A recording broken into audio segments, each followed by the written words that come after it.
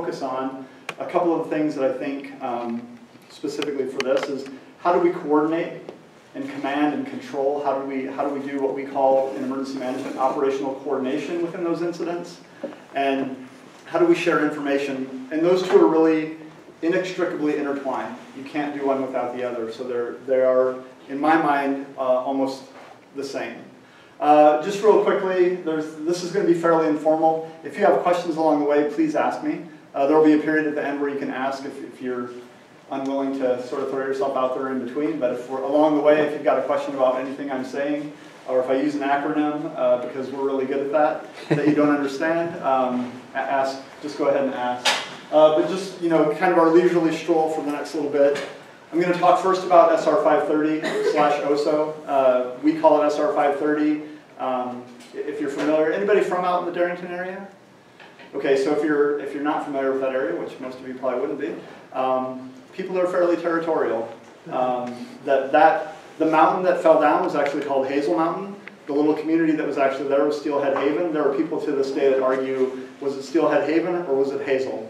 Or was it OSO, because that was the closest fire station, or was it a Darrington event? Because so there's a lot of nuance that goes along with these complex responses. I'll talk about the lessons learned, and then I'll roll right into Cascadia Rising, and I'll talk about some of the things we learned from that.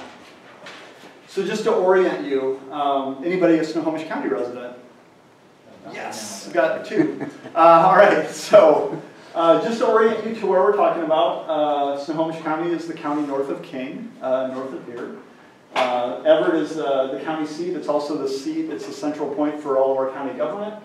And SR 530 happened on right about in the middle between the city of Arlington and the town of Darrington, a little closer to Darrington than to Arlington. But you can see it's a very small, in the grand scheme of things, that actually is somewhat to scale. It's a really tiny 1 square mile in our 2,200 square mile county.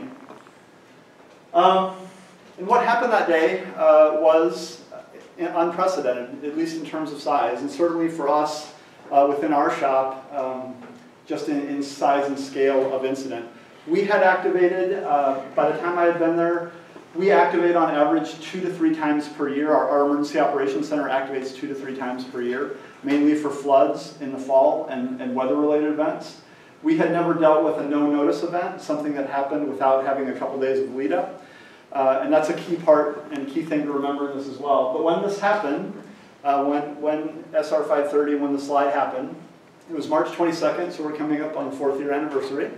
About 10 million cubic yards, so about 10,000, about a million dump trucks of mass came down off the mountain. Basically the mountain disintegrated, and there's a lot of some theory and some science behind why it happened the way it did. But some glacial till, some loose soil, heavily inundated. That marsh at that time was the second wettest march in the recorded history of our valley, of that valley, and that's saying something. We get some rain here. It was the second wettest march on record on March 22nd when this happened. So we had inundated soil that exploded outwards, 10 million cubic yards, moving somewhere, depending on whose math you use, between 60 and 100 miles an hour. It swept through, it swept across the river, the Snohomish River, into that community, a development called Steelhead Haven. It struck 39 homes directly, destroying them completely, and I'll show you pictures of that. All total, there were 45 homes that were rendered unusable. It created an earthen dam that blocked the Snohomish River for a significant amount of time, which created its own issues that I'll talk about in a minute. And it also rendered SR 530 impassable, and that's an important thing to consider. Oops, sorry. Because when we get into how this affected 2 different communities very differently and how we coordinated effort, SR 530 is that one road, and Darrington is out here. And so you have a community that's used to traveling about 36 miles to I-5 so that they can go about their business and get to their jobs and do everything. And now we've suddenly made their commute about 106. And they're not 106 easy miles if you've driven out on 20 through the North Cascades and then through Burlington and then back over onto I-5. It's a windy road. It's fairly treacherous, and it's a much different commute than when you're actually just shooting down 5:30. So it happened at 10:37 in the morning. At 10:45, the first call for responders went out. The first responders on scene were dispatched to a mudslide with a house in the middle of the road. There was dispatch from both sides, from both the Darrington side and the Oso side. Both fire departments were dispatched to the scene, and both arrived approximately the same time and did not realize that they were almost a mile apart.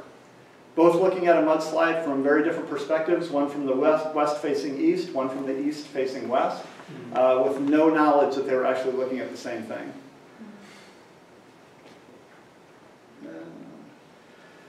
The devastation was, for those homes, was complete. That's an aerial shot.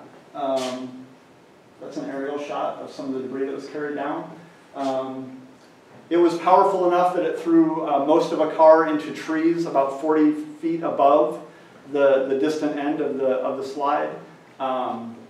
There was a memorial tree out there that we recently took down. Many of you seen the iconic sign in it. The day we took it down, I pried pieces of a car's rim, a tire rim, out of the tree that were still embedded. It struck the tree, and the tree was nearly a mile from the start of the slide. So it was that powerful. There was a van that it turned, we roughly estimated, it crushed a van into the size of a standard refrigerator. And so it was a lot of mass moving really quickly. And with it, carrying everything that it was sweeping forward kind of on the leading edge, very similar to how an avalanche behaves.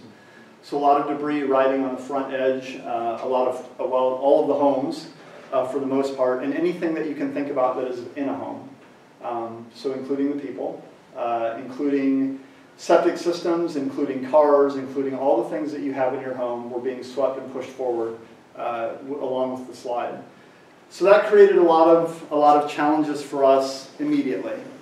And those are some of the things that are going to affect us when we talk about the operational coordination and how we shared information. So we have a large mudslide that has covered about 3,000 linear feet of the primary route into a small community.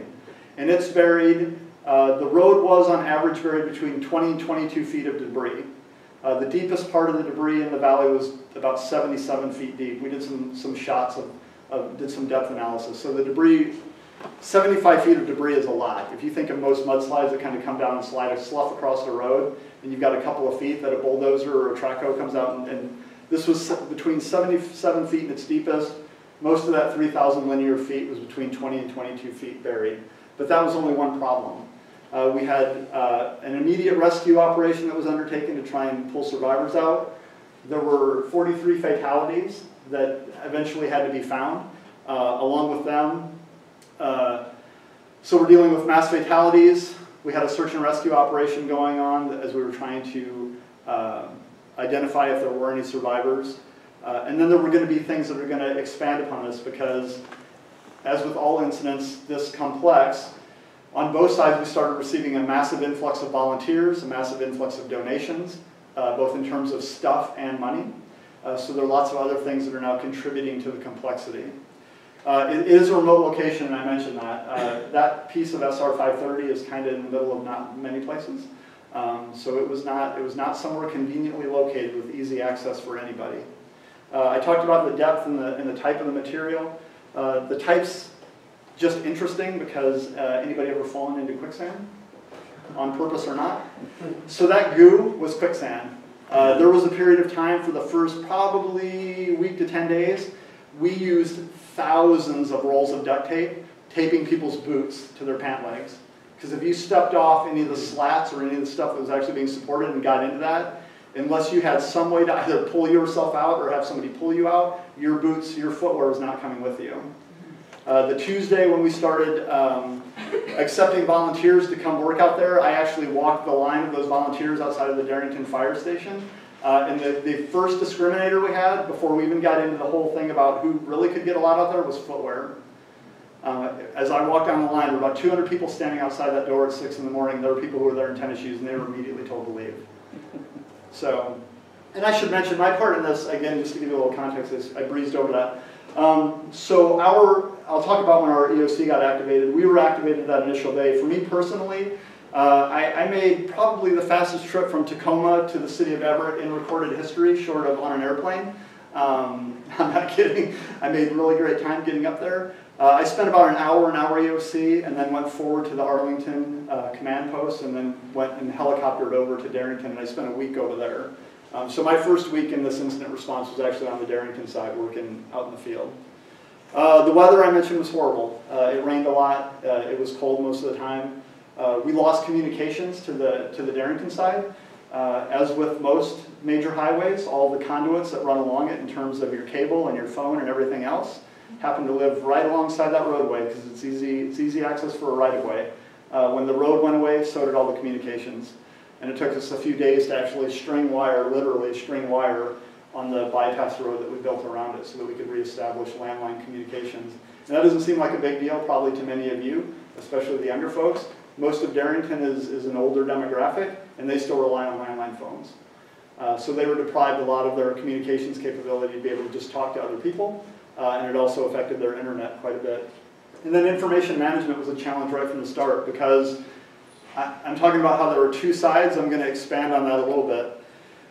Because it was two sides, right?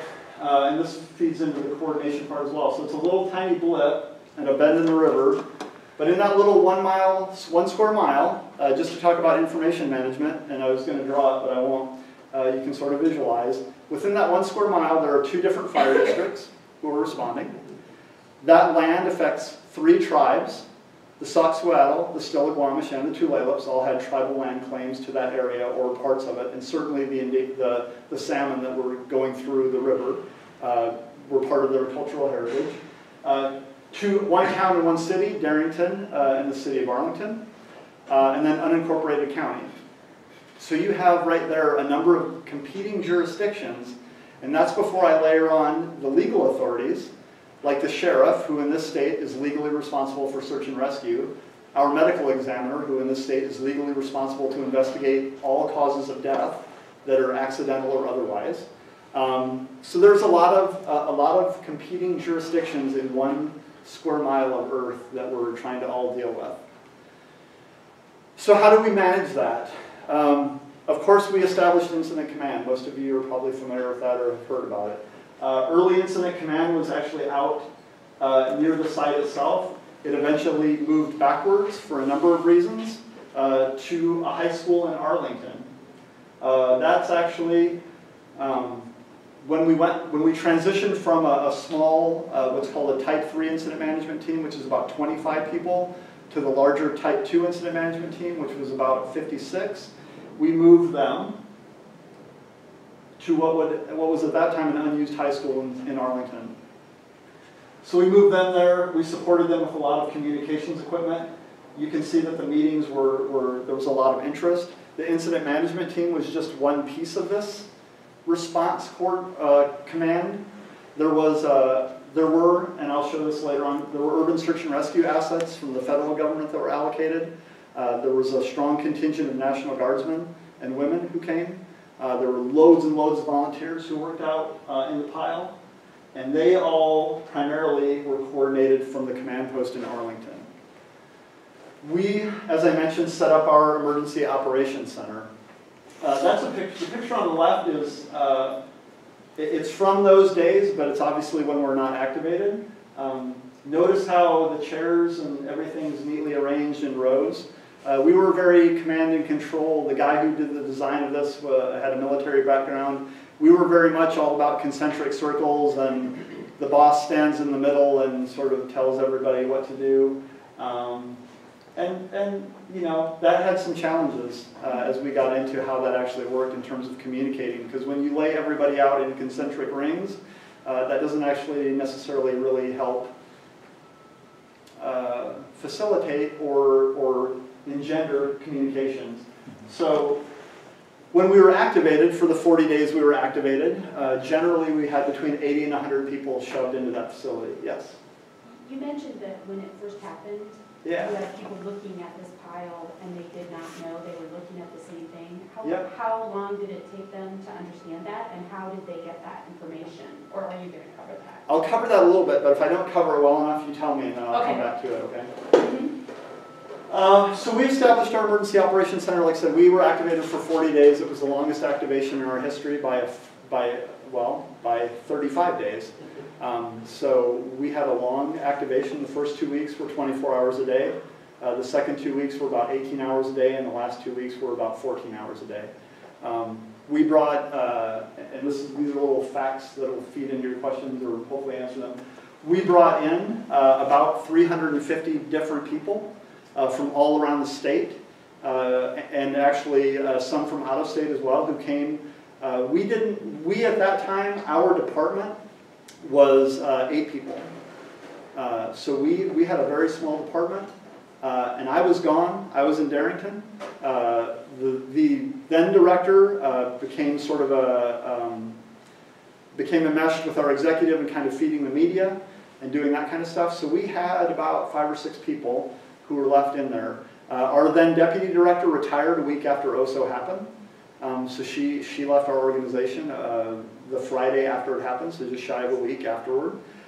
So there was a lot of change in our staff, and then we started bringing lots of people from the outside in. One of the things that's was interesting to me, and again I'll throw out these little things as I'm going along, I was also in the middle of my graduate program. So I actually ended up writing my thesis on how organizational theory helps or hurts emergency operations centers. And one of the key things that I identified in the research I did was we also didn't have an established timeline for the people who did come in. So some came in for a day, some came in for 7 days, and some were all the way in between. So there was a lot of turnover and turbulence, and that made it really hard for us to get a consistent, kind of a consistent rhythm going. Out in the field, I mentioned the incident command stuff, but I have to kind of explain the myriad arrays, the myriad versions of that. We had local responders. We deployed, every fire district in our county sent someone to participate in this. We had a number of fire districts from Skagit County, our county to the north, who also sent people, and I'm talking immediately sent people.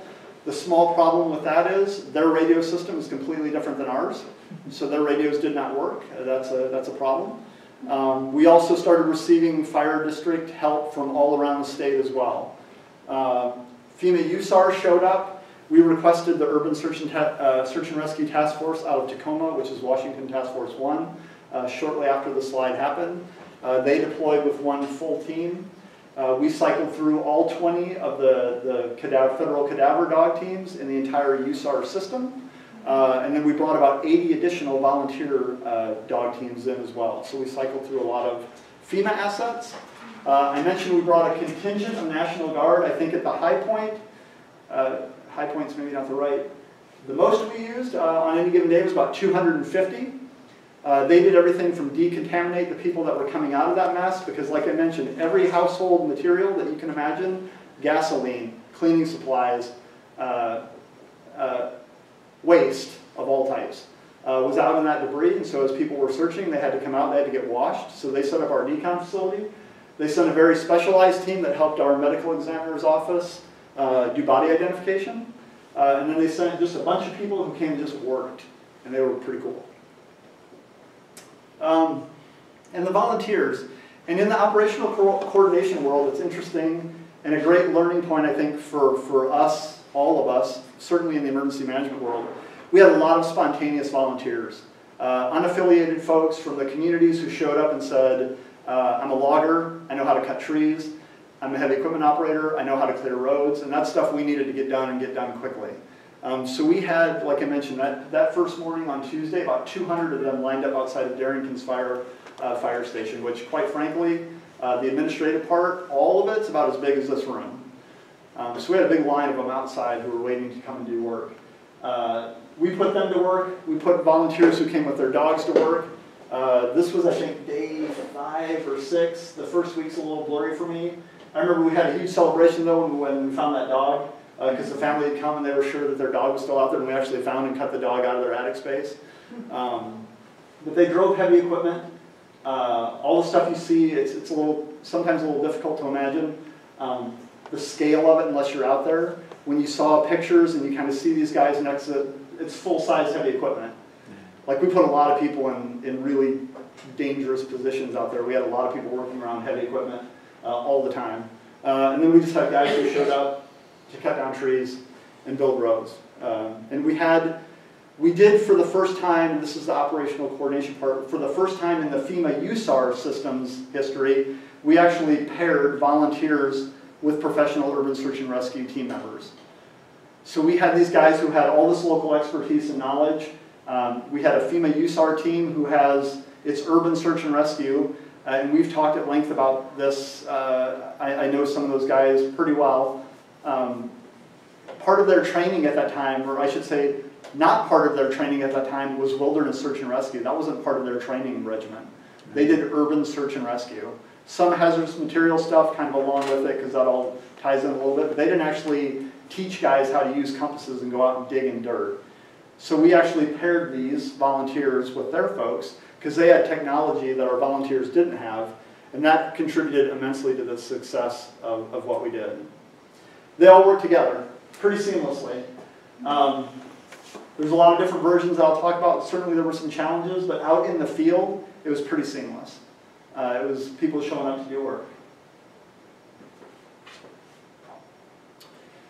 And when I say people showed up, this is the slice I can do on the slide. These are all major teams and or federal assets that came and supported us, and those are the periods of time they were there. So we used one Type 3 incident management team, the 25 or so folks, twice. We used two different Type 2 teams, which are 56 folks, who came to us from the State Department of Natural Resources. We used two what are called FEMA incident support teams. They actually do planning and logistics for the FEMA urban search and rescue teams. They're a separate entity. We used 3 urban search and rescue task forces, 20 federal dog teams, plus 80 volunteers, and then these separate National Guardians that came in. There were, on average, somewhere between 650 people working out on the debris pile every day for the first 37 days. So there was a lot of work being done out there. In and among that, I talked about the incidents within an incident. That's the pile, that's the debris. Then we had to deal with other stuff, like the president arriving, which is an incident within an incident. It doesn't sound like a big deal, but the security detail that travels with him and the requirements to do, I mean, we had to shut down I-5 so his motorcade could go out to Oso. I mean, so in and among trying to coordinate all this other stuff, we had to deal with other things like that. I've talked about the incident command post and just the EOC, but part of what complicated our operational coordination was, you asked earlier how long it took them. I will tell you, I think generally, the people who kind of had their fingers on the pulse of all the stuff that was going on, within 3 to 5 days kind of understood the scale. And that seems really slow. But that's the honest truth. I'm being recorded, so for posterity. My honest opinion is 3 to 5 days. There were some of us who knew earlier. I mean, we were talking at lunch. I flew over the slide, so I saw, and I was actually I was a program manager at that time. I was actually our department's liaison to the Stille Valley, so I had driven that road dozens of times. So when we flew over, I had the whole holy wow moment of this is unbelievable in scale. But part of what convoluted that was all of these things that stood up. How many of you are familiar with incident command posts and EOCs? A lot of you, right? I can tell you, I can't tell you, I would be willing to bet that to this day there are people that worked out there that didn't know all of these things were stood up. And honestly can't to this day, even some of the folks who could probably tell you all of those things were stood up, couldn't tell you what all of us were doing in our different locations. There was a lot of stuff that just kind of happened organically, and there really wasn't kind of an overarching, and that's one of the big lessons learned that I'll get to with Cascadia. We didn't really have an overarching view of even how coordination was being done. Arlington Command Post ostensibly commanded all the stuff that was going on the pile, both sides. But we had a significant presence on the Darrington side, We established kind of a little mini EOC. That was me and the mayor that first week. We took turns not staffing it because we were too busy doing other stuff, but we had a room that was dedicated to that, and that eventually grew into a place where people started gathering. We put an entire, what ended up being called a spike camp, out on the east side where the USAR teams set up shop and some of the guard capabilities. The Oso fire station became a drop-off point, but it also became sort of a collection point for information gathering, and that's the community, right? These are the people who are literally just a couple miles away, so there was a lot of just gathering and talk that went there. And then you get back to our EOC, which is, depending on which side you're on, well, I guess if you're factoring in the drive around, it's 150 miles away, right? Unless you had the luxury of flying over. It's a long ways away and far removed. I went back to become the EOC manager on day 9, because yeah, I was there a week, came out, I had a part of the day off, and then day 9 became, and the first thing I directed everybody who was working in there to do, we set up a van shuttle so we could shuttle people out so they could actually see the slide. Because they'd been working off what you could see on a screen, and nothing on a screen comes close. Anybody driven out there?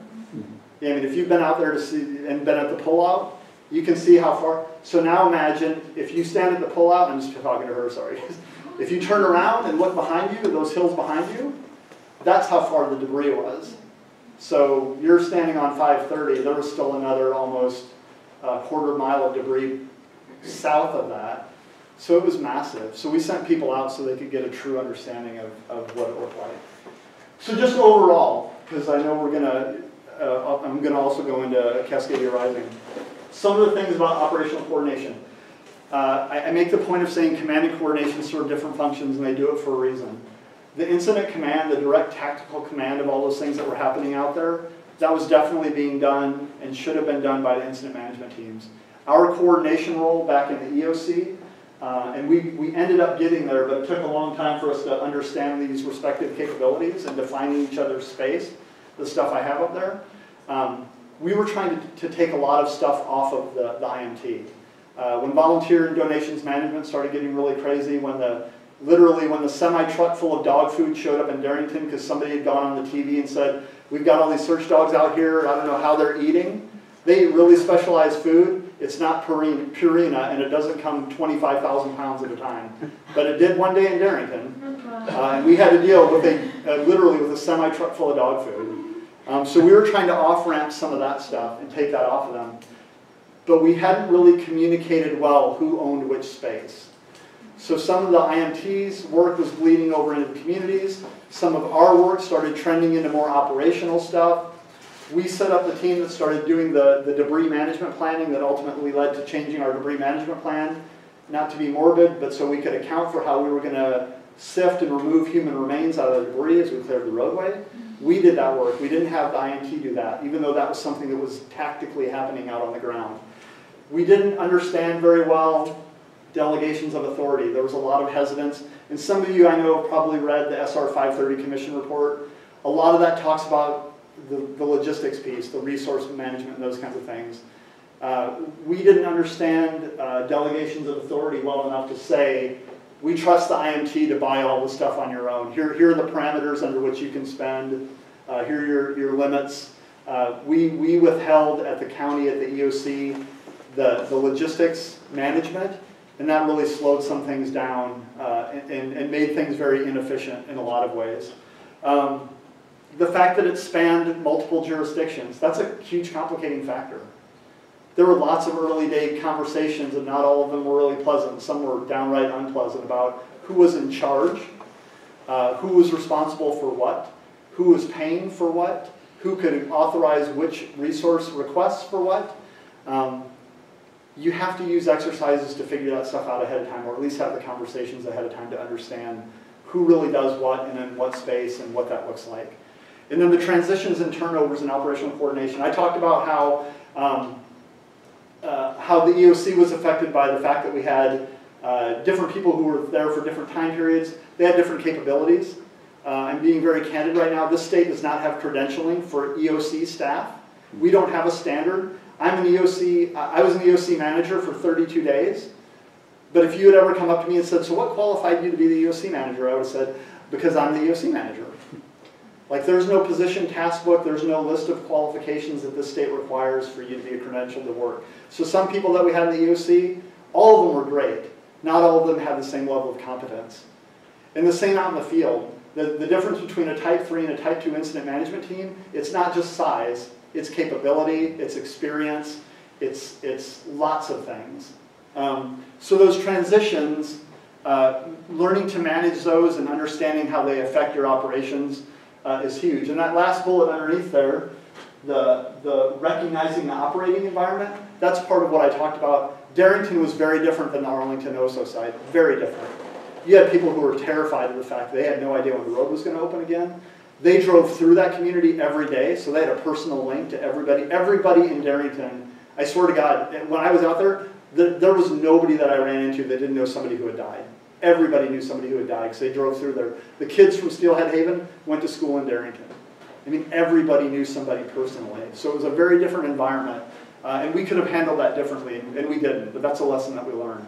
On the SAA, the situational awareness and common operating side, I love the first bullet. I was so tired of conference calls after the first week of being the EOC manager, I was done with it, but we kept doing them. So one of the things that we learned is you don't need to know everything, and neither does anybody else. So we really made a conscious effort afterwards, and I'll talk about that, how we're trying to narrow down what we need to know, what we ask our jurisdictions, because we're at a county level, to tell us, and what we're willing to give to the state. Because having these really open-ended, long, drawn-out conversations in the middle of a response, tell us everything that's going on. I don't have time. So we had a lot of conversations about how to deal with that. Use of liaisons. Nothing beats having a human standing next to you. So one of the challenges we had was we were having problems talking with the IMTs. We were trying to set up regular phone calls. We were trying to get them out of conference calls. And finally I turned to one of my folks and said, your job, until I tell you otherwise, is to go out to the command post and be the liaison. If the phone rings and it's my number, you answer it immediately. I don't care what you are, where you are, what you're doing, and you tell me what's going on. If if one of the incident commanders, it was Larry, Nicky, or Bob Albee, if one of them says, I need to talk to Jason, I don't care where you are, drop what you're doing and call me. So we had a real human out there to help shore up the communications. And then the last thing, we've talked about this at lunch too, the common systems. The IMTs use a different resource system than we were using at the time. We were using a different resource system at the time than the state was using. And we were all using a different system than FEMA was using. That actually doesn't work very well. It doesn't even work a little bit well. So we created our own challenge, but we learned from that. And the last thing, it's all about relationships. If you don't have them beforehand, you'll make them quickly, but it's a lot easier to make them beforehand than it is when you're all stressed out and you're trying to buy time to talk through something with somebody. It's much easier when you've known them and worked with them for years. So then flash forward 2 years later. How am I on? Really? Okay. I can talk about SR 530 for days. So then flash forward 2 years later, how does this apply? What changed for us at Snohomish County DEM? The leadership changed. So I was a program manager the day SR 530 happened. About a month, 3 weeks later, I mentioned our deputy director retired. About 3 weeks later, I was the deputy director. And on January 1st of 2016, I became the director. So we had a change in leadership in our department. We also had a change in the county executive. So we have a new county executive. Dave Summers was the council chair during SR 530. He was the co-chair of our disaster policy group. So we convened to have some really, really hard conversations about things like the Personal Belongings Reunification Center. Did we want people out there risking their life to find things that they could bring back so surviving families could have them? And we decided we did. We had some really hard conversations like that, and he was the co-chair. So he was now the executive. We changed from an operations center to a coordination center. That seems like a really simple thing, but that sent a clear message to all the people that were going to come in that we don't direct operations in the field. It's not our job. That's the on-scene tactical incident management team's responsibility. We coordinate support and information management and things sort of on the outline, the outer ring of things that go on. We are not the operators. And there are a lot of people that came in to our operation since the start of 2016. The first thing Dave asked me when he asked me to be the interim director was, what's the number one thing you need from me? And I said, I need people. I said, excuse me. I said, we went through SR 530 by asking a whole lot of people to come here and to help us, and they did. We're about to go into a large exercise in which the scenario says the entire western side of Washington is going to be hammered. These people are not coming if we have an earthquake. We've got to build capacity within the county and within the county government. And he said, how many people do you need? I said, I'll start with 100. And so by the time Cascadia rolled around, we had trained 130. And we're on our way to training 180. So we changed that. We changed the layout. We don't have concentric command and control rings anymore. We have groups, little groups, small groups, and they have different functions, and I don't have an overlay of the coordination center, but there's an outer ring, and those groups do our processes. They're the ones who process resource requests. They're the ones who create the situation report. They do process stuff, and we have inner groups whose job is to just work with each other and problem solve and get us information. And they are told, even though they've got chairs, they're told to stay out of them as much as they can. There's somebody dedicated to kind of taking notes and documenting their stuff, but we tell them get up, and I wrote a thesis on this, so this is kind of the offspring of my thesis. It's a hybrid organization. You got process folks that just do process after process, and you've got people who are thinking and moving and problem solving. We also became very closely affiliated with the Northwest Incident Management Team, so we would all have a better understanding of how incident management teams work. And we were integral partners with the development of Cascadia Rising. People always laugh when I say, I was part of the development of what was then Evergreen Quake 2012. And because I'd been involved in that, I was asked to sort of be part of the initial planning group for Cascadia Rising. That initial planning group met the month before SR 530. We met in February of 2014. That was the first time we met and got together. And we were in it for the entire development of it and then playing in it. If you don't know the scenario, most of you are probably pretty familiar with it. It's devastating. It's multiple states. It's British Columbia. I would argue that it will be this country's worst disaster in its history. I think New Madrid, if that earthquake went off in a significant way, that would rival it to a degree. But this will be something unlike we have ever experienced in our recorded history. That's the earthquake part. The tsunami is worse. I mean, that's the bad. Like the earthquake's not bad enough. Then you get the tsunami as well. So the tsunami's even worse. And the thing that's unique, and it's I think particularly interesting, and I don't mean unique necessarily in a good way. It's very much similar to what Puerto Rico is doing right now, what they're going through right now. We're going to have basically west of the Cascades is going to become an island made up of a whole lot of islands, because there won't be easy access into it. Everything will be cut off. The passes will be cut off by landslides and road breakages. There will be lots of breakages north and south and east and west in between. So basically most of western Washington and Oregon, to a degree, not quite as much, is going to become a very isolated island. And lots and lots and lots and lots and lots of little islands. So those are major roadways.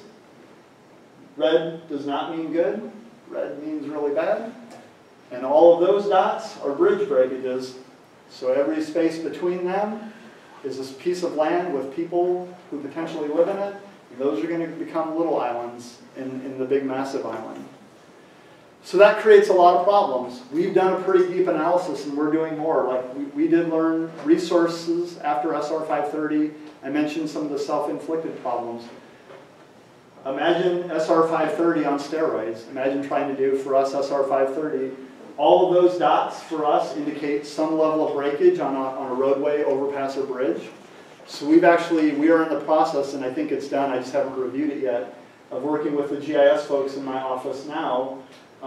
We've got about 60 good-sized population islands that are going to be cut off for a period of time, somewhere between days to weeks, where the way we'll get them stuff will be either fine roads that work around the breakages or by helicopter. And no power. Without power and with extremely limited fuel. So we've done a lot of work to determine where those islands are, and we're going through the process of identifying how we're going to get them basic life-sustaining commodities like food, water, and medicine. It is SR 530 on steroids. So this is, I'll do this pretty quickly, but this is, I was the chair of the operational coordination subcommittee in the lead up to Cascadia Rising. So the focus of my group was how do we command, control, and coordinate this scenario. And I did this exercise. So if all of you had a piece of paper, we actually went through this when we were delivering some workshops. If I asked you to turn a piece of paper on its side and draw those lines, those would be our jurisdictions. Each one of them is its own incorporated jurisdiction with its own legal authority. And then I told you in the South County, draw lines over that. Those are different divisions of that sheriff precinct. And then those are the divisions of the central sheriff's east. And then that's north. Your paper now has a lot of lines on it, but then I'm going to say the fun part is draw all those lines, because those are our 23 different fire districts. And then I don't have a map, because they won't give it to me, of our public works zones. They've got, I think, 22 different road zones. Draw all those lines over top of it. That's what we're trying to do just in our county, coordinate all of that. So on top of those 60 areas of isolation, these are all the competing existing boundaries that are going to be fighting through. How do you deal with that? And the earthquake is not going to care where the line is. So we've got this myriad of lines over top of our county that are arbitrary in some ways, and certainly will be made arbitrary after the earthquake happens. But that's kind of the environment we're working in. So we've gone through that extensively, and like I said, talked a lot about it. So this part's shorter because Cascadia Rising was an exercise and we didn't have 40 days, we only had a couple. The operational coordination environment after the earthquake for our county, and I'm speaking, the state's got its own issues and other counties have their own, will be different than anything any of us have ever experienced. Yes, ma'am? So it says state right. Oh, I'm sorry. That's a typo. Okay, that's Cascadia Rising. Thank you. Yeah, so that environment will be unlike anything we've ever experienced. It's not going to abide by our artificial boundaries. It's going to create isolated areas that are going to have, in some cases, lots and lots of resources who are just going to be stuck there because that's where things happen to break, and other areas where help might be days away and it might be coming by helicopter.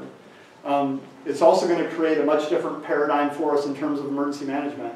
We sort of live by the federalist rule of it starts local, with the city, and then it comes to the county if they can't solve it, and then it goes to the state if they can't solve it, and then it goes to the feds. Those rules are going to be gone immediately.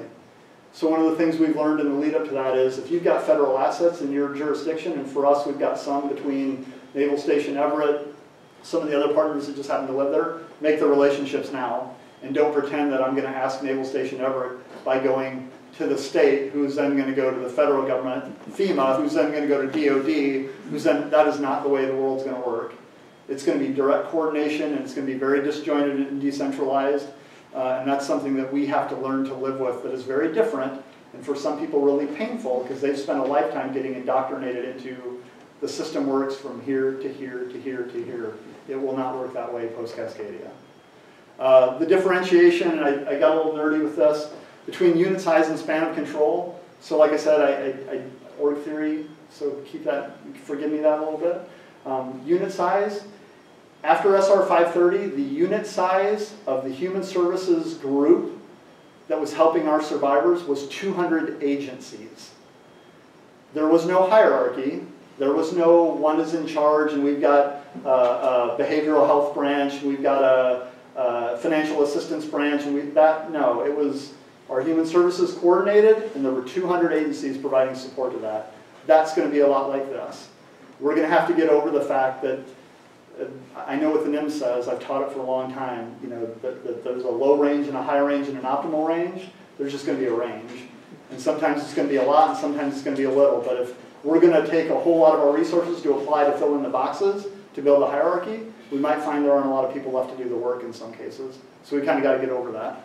The islands, like I said, are not going to have anything to do. They're not going to care about jurisdictions. They're not going to care about critical partners or any of that. But we are working through that process with our partners right now. Like I said, we've done that work to establish, to actually graphically show those islands. And we are sitting down with critical folks, public works, fire, EMS, law enforcement, saying, okay, if this is your island, one of 60, who lives on that island And who do you think you're going to call first if that island's got to communicate with other people to tell us? Because we may not be getting information in the traditional sort of line of communication flow. SA and COP. In the previous one I talked about how you don't need to know everything, and neither does anybody else. In this case, you're not going to know everything. We're anticipating days without communications other than possibly ham radios and messengers, right, carriers. You're just not going to know everything. You're going to have to make decisions in the blind. And that's something that we're trying to work through. And again, for some people, it's really hard to mentally get there. But nobody else is going to know what's going on either. So I guess that kind of levels the playing field for all of us. We're all going to be doing a little bit of guessing, educated guessing, hopefully. Dedicating the ECC to our regional SA. This is one of the lessons we learned from from Cascadia Rising. Now you got me saying it because it's up there on the screen wrong. One of the lessons we learned from participating in the exercise, we had done a lot of work after SR 530 to know how we would communicate within the county. But this is not a just in Snohomish County problem. This is all of Western Washington and British Columbia and everybody else. We didn't really think about, well, how do we really intersect with our neighboring counties on a regular routine basis, because it's not just a matter of them coming to help us now or us reciprocating. We're all in this together, and how do we start making regional decisions? So a lesson we learned was purposefully dedicate someone to do regional coordination and communication. And so we've actually built a position in our ECC staff that does just that. And then common systems. I talked about some of the changes in our ECC. When SR 530 happened, we had designed and developed our own SharePoint system for incident management in the EOC. I would estimate, I said I was in the EOC for an hour before I left to go to Arlington. That thing was already overwhelmed before I left. And at that point when I left, there were only about 8 people there. We talked about this as well. Our state provides Web EOC to all jurisdictions who want to participate. It is not perfect for us, but it's good enough, and all of our partners are using it, so we're using it too. The state's developed what's called the Washington Information Sharing Environment, WISE. It's a graphical display, a graphical common operating picture. It's not perfect for us, but everybody's got access to it, so we're using it too. I've told our staff, if we all agree that 80% is better than some of us being at 100 and some being at 0, if we can all get on board with that, then we're all going to be a lot further along than having some who are really great and some who have no idea what's going on. And then the last thing, it's still all about relationships. We've done a lot of training. We're doing a lot of work with our other county departments. With changes in leadership and changes in experience, people having lived through SR 530, there's a lot more legitimate motivation to get involved and to understand that. And certainly after Cascadia Rising, when we started... Even county departments that we're playing, we're suddenly getting email messages saying, what is the status of your staff? Why are you sending this to me? Because we had a devastating earthquake. Do you have any idea how to get in touch with your staff? Do we need to do it? Yeah, you need to know how to do that. So we've gotten a lot of people involved, and we're building a lot more relationships after Cascadia Rising. Yes, sir? You talked about the relationships with the adjacent counties. Yeah. North and south, obviously. Yeah. And west. Yep. East in our case. I was going to say, west a little bit. Yeah. I was going to say, what about the counties to the east that won't be so affected by the earthquake? Yeah. So before I get in, I'll talk about that. And you brought up something else. I talked about how these geographic. So let me start west to east. We talked about how geography or effect is not going to necessarily honor our self-inflicted boundaries. Camano Island, for example, is part of Island County. The one way to get to Camano Island is a land bridge that comes straight into Stanwood, which is in Snohomish County. So I've talked to their director and said, hey, let's just have an honest agreement about what you expect to provide to them and what we will, because when Deception Pass Bridge fails, I know what you're going to be doing, trying to save everybody on Whidbey Island, keep them alive. I've got the one land route into Camano Island, so let's figure out how we work together to make that happen. Same thing to our east. You mentioned, yes, there are eastern counties that won't be affected. They're going to get inundated with responders and volunteers who are going to come there, and certainly there's going to be big logistical staging areas that are going to get set up. But our partnership with them, that's one of the things, we were just talking about this yesterday down at the state. I am personally very much advocating that every county and city that has an emergency management program set up a sister county, sister city.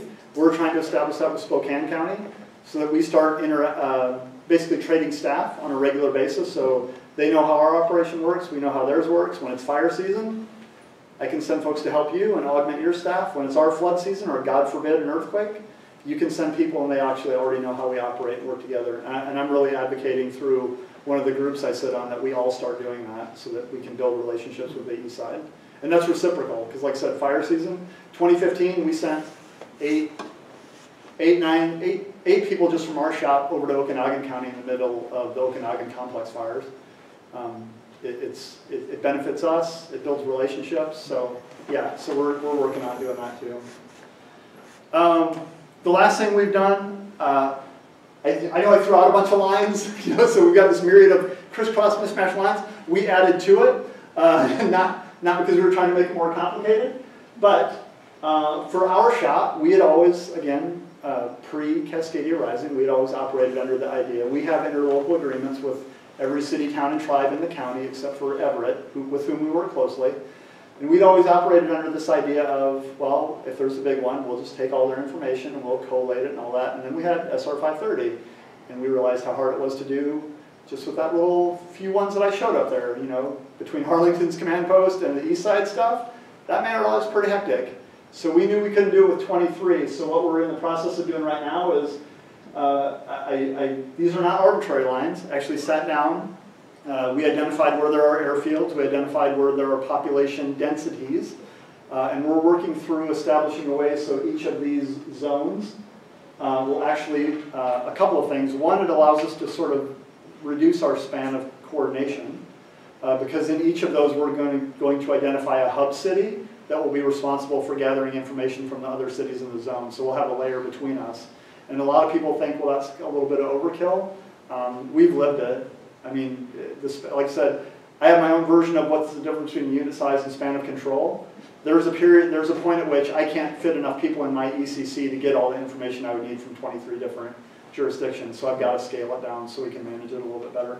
So that's something we're working on as we get ready for our county to go into our 2019 exercise, which is going to be a mini Cascadia Rising. We're doing a county-wide functional exercise based on the South Whidbey Island Fault, which runs right there through our southwest part of the county.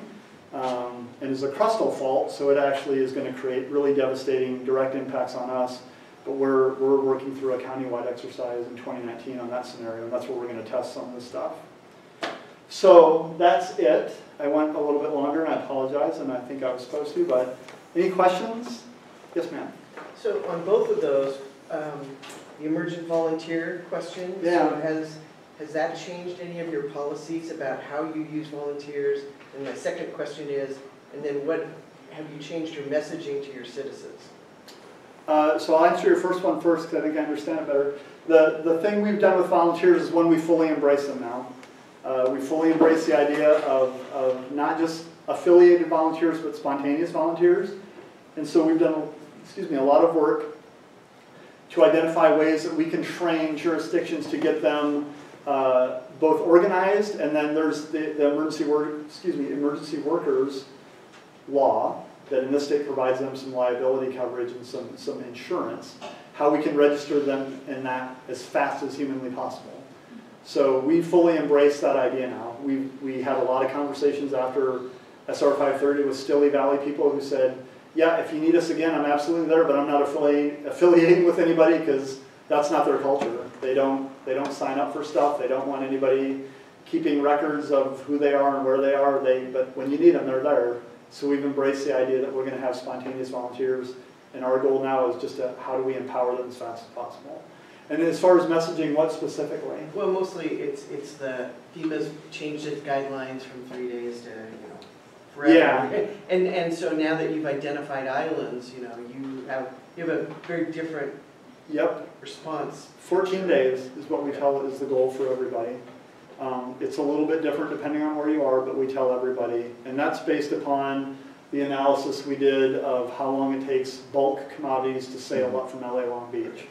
Because that's really when massive amounts of stuff are going to get here, it will be mainly that way. But I'll tell you another thing, and this is a little bit off topic. The other thing that we are working through right now, we're leading a 4-county effort that's working on supply chain resilience to the food sector. Because we know after Puerto Rico, even as small as it is, their private sector food providers were able to upscale 5 times faster than FEMA was able to get stuff there, and DOD for that matter. So we know the private sector can actually get stuff there in quantity way faster than we can as a government. So now we've kind of turned our methodology on its head from, we used to say, well, we'll bring in all these commodities using FEMA and DOD assets and they'll fill in the cracks. That's not actually how it goes. So now we're looking at how do we empower them to bring the full capability they have to bear, and then we'll fill in whatever cracks they can't fill in with their private sector stuff. Yeah, you mentioned islands, Yeah. islands, and hub cities. Are you working on the relationship between the two? In other words, what hub city Yes. would coordinate with what island, so that's pre-known before the Yes. event? Yeah, so yes, you almost caught me in a half lie. So these are set up on semi-jurisdictional boundaries, but miraculously in most ways, there are some places, if I really drilled into this map, it would be off. And that's what we accounted for. Those lines are also a function of damage.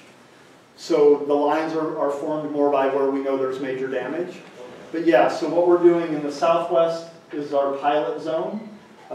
We are going to the extent that we're actually working with the mayors and with the city councils to say, what does either an interlocal agreement or a delegation of authority look like among all 7 of you cities that say, when it's really bad, we all agree that our central emergency operations center is, we still haven't decided on the site, so don't quote me on this, but we'll use Linwood, for example. Linwood, Washington is our central site. We will all cede we will all delegate our authority to that single site to make our decisions for us in those first days.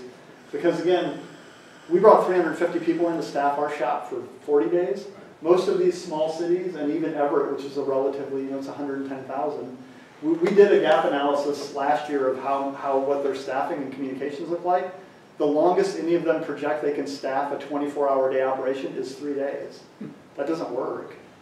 So we're figuring out a way to get some economy of scale, and if we can't staff all of them quickly, then we'll just have one that will operate on behalf of all, and we'll send all the same trained staff to that one location. Is there other counties that you share your experience, particularly with regard to reconciling borderlines, of the various layers of? I guess that's a very interesting thing. Yeah, so that exercise that I sort of sped through, that idea of drawing all these lines, in the lead up to Cascadia Rising, like I mentioned, I was the chair of the Operational Coordination Subcommittee. Myself and another guy, Pete Suver, who's a Type 3 IMT incident commander, he and I went to all of the Homeland Security regions on the west side of the state and delivered a training. It was a 6-hour training, and part of it was we actually had big maps of their respective counties, and that was the questions I'd put to them. I'd be like, okay, let's start. Use a pencil to outline all of your incorporated jurisdictions, cool. Use a pencil to outline any sheriff's precincts you have in your county, cool. Show me all your fire districts, and by the end they're looking at this thing and it's just it's black, right? So then they're going, yeah, like, we have to figure out how to do things differently. Yeah.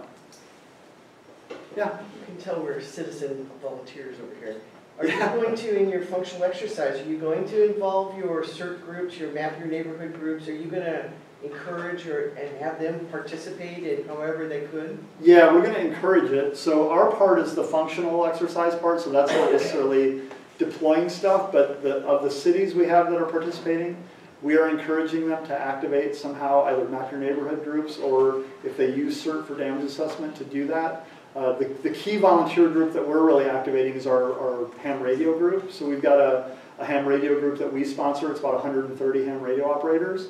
And part of what we did, and this is more communications than operational coordination or SA, but it all ties together, is in the lead up to Cascadia Rising, I went to our comms guy who coordinates that group and said, hey Scott, so your job now is to map where they all live, and I know that's uncomfortable, but you got to get over it. Map where they all live, and whichever EOC they're closest to, that is their automatic deployment site. Mm-hmm. So if you live close to Linwood's EOC, and the earth starts shaking, when it stops and you know you're okay and your family's okay, get your gear, get in a bag, get on your bike, your car, horseback, however you get there, and get to their EOC. And we've started training them that way too. So the cities actually really appreciate it, because we've had this whole thing of, if there's no cell phones, because God knows that's how we all live, and there's no internet, which is literally the only way most of us live.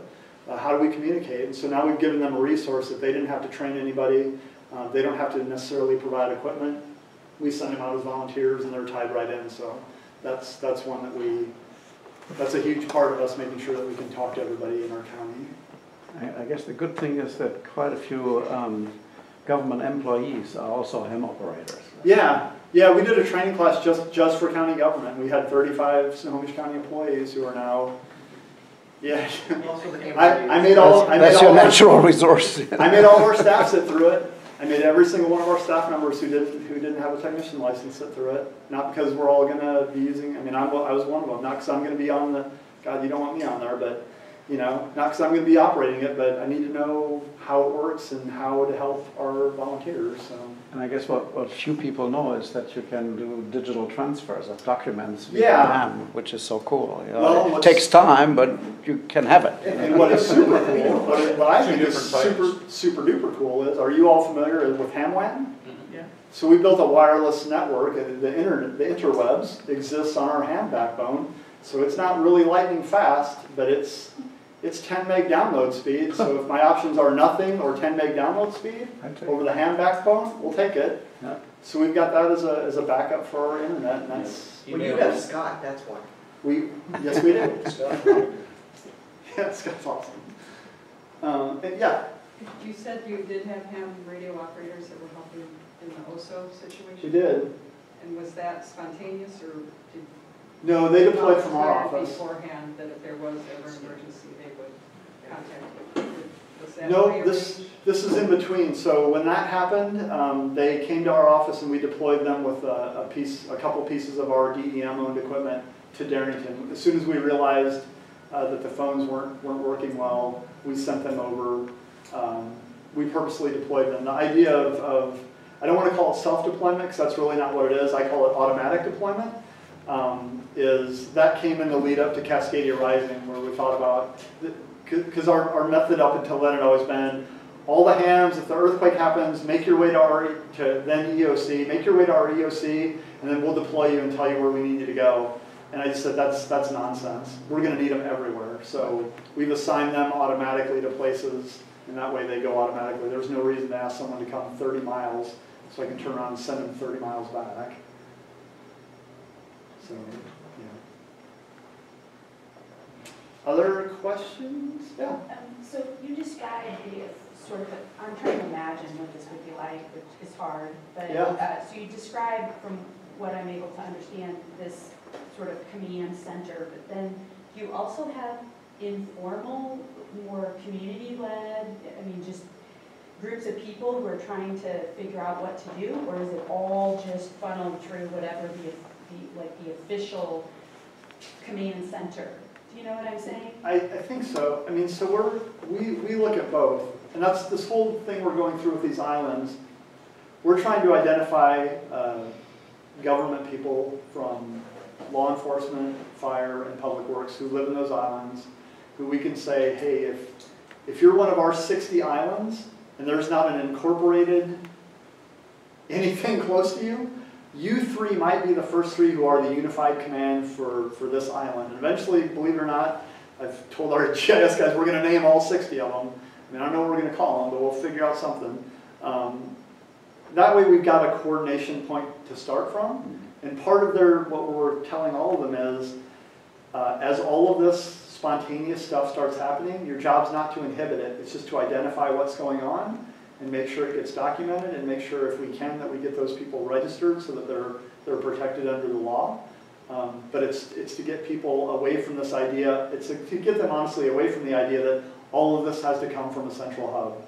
The post-Cascadia environment is going to be decentralized in a way that even Katrina didn't come close to. And Katrina was pretty awful. But it's going to be decentralized, not just because of floodways and ocean, surge and that kind of stuff. It's going to be, there are places on the west side of the state that are going to be isolated for months before we, other than by helicopter. So we're trying to get our people in the same mindset of, think about that you may be the sustaining folks who everything has to center around for a while, and you're going to have to make decisions on your own, you're going to have to do stuff on your own. And so we get out of this idea that they've got to wait for a central command post to give them all these different orders. It won't work. It's going to be too decentralized, and communications are going to be too broken for it to, I think, for it to really work. At least not in the first days. Yeah? Because everything is going to be so centralized, has there been any effort or thought into having broadcast to the community before the natural forecast of the year happens, of like who they should go to then? Yeah, that's what we're working on. So first we had to, it's not an easy process and it's not going to happen quickly, but that's exactly what we're trying to do. We're trying to identify who those people are and then identify what the facilities are. We've started kind of this, what I think is a little bit of a unique partnership for a lot of places, and this is not a judgment, it's just a fact. Most places around the country tell people, hey, if there's a big disaster, go to your fire station. We're not going to be telling people that. Eventually, we're going to get to the point where we're going to tell people, if there's a big disaster, go to your library. Because they've got lots of computers and lots of bandwidth, and you can register for things like, hey, you can use Red Crosses, I'm still alive. All the people that are there are used to dealing with information, so those become information hubs. And by the way, those fire folks who actually are going to be out doing a whole lot of stuff and won't be there anyway, we're not creating this fallacy that you're going to show up there and there's going to be a platoon of firefighters waiting there to help you. It won't happen. So eventually we're going to migrate away from kind of this traditional model to something that I think is a little more community-based. And it's not going to be the same for every single island, but it's a little more based on leveraging some of the non-traditional response partners to help us share information and get people through some of these processes. Yeah? So I'm going to build on the question she asked. So you have the Good Samaritan law and you have the volunteer protection law. Yeah. And I don't want the firefighters sitting there registering the Yep. 60 people who showed up to Yep. help, right?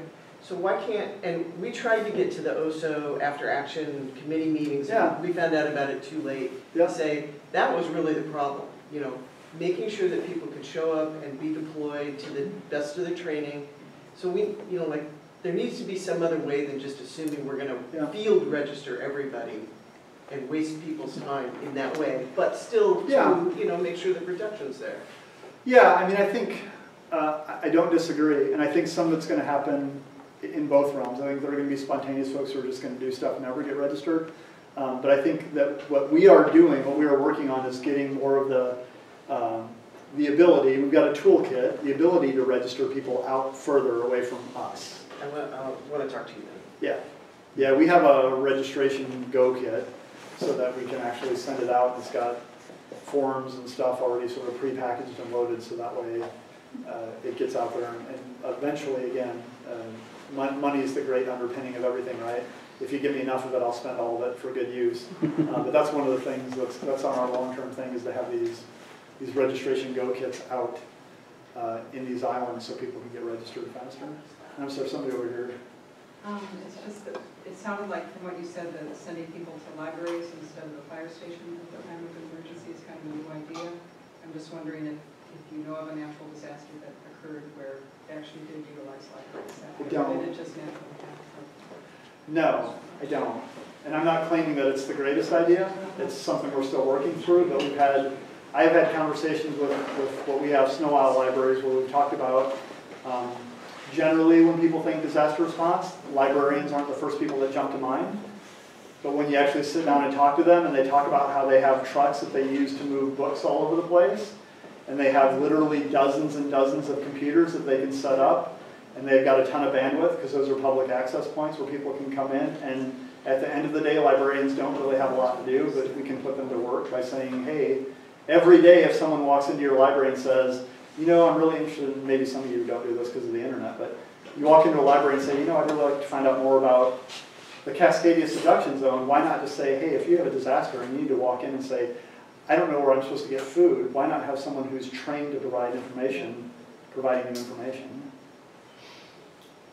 I'm like a rocket scientist, third class. I mean, it's kind of straightforward to me, but, so we're going to try it. I don't know that it's going to